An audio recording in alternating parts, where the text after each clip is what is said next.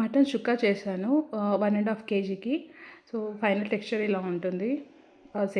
Semi dry అనుకోవచ్చు. First అయితే కుక్కర్లో ఆయిల్ తీసుకొని దాంట్లో మటన్ అంతా వేసేసుకున్నాను.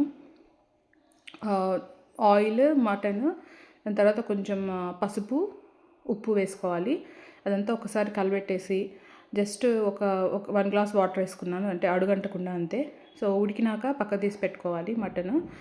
దాని తర్వాత మసాలాకి అన్నీ డ్రై రోస్ట్ అనమాట.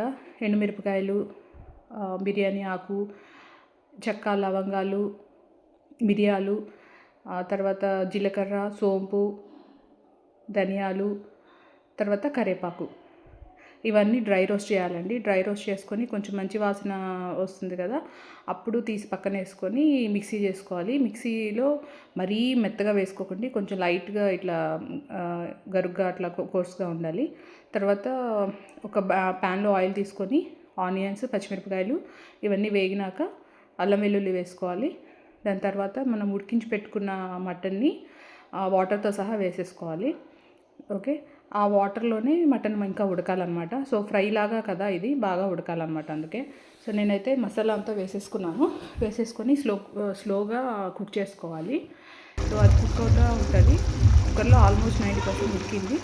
సో ఇలా ఉంటుంది అన్నమాట కుక్ అయ్యేటప్పుడు. ఫైనల్గా టెక్స్చర్ ఇలా వచ్చినప్పుడు కొత్తిమీర వేసుకొని దించేసుకోవాలి. అంతే, చాలా సూపర్ ఉంటుంది. రైస్లోకి బగారా రైస్, జీరా రైస్, లేకపోతే చపాతీ, దేంట్లోకైనా బాగుంటుంది. ట్రై చేయండి, ట్రస్ట్ మీ. ఇది పులుసు వెరైటీ కాదండి, ఇలా సెమీ డ్రై, జస్ట్ స్నాక్ లాగా బాగుంటుంది. ప్లస్ చెప్పా కదా, రైస్లోకి, చపాతీలోకి అన్నిట్లోకి బాగుంటుంది. ఒక్కసారి చేసినట్టు ట్రై చేయండి.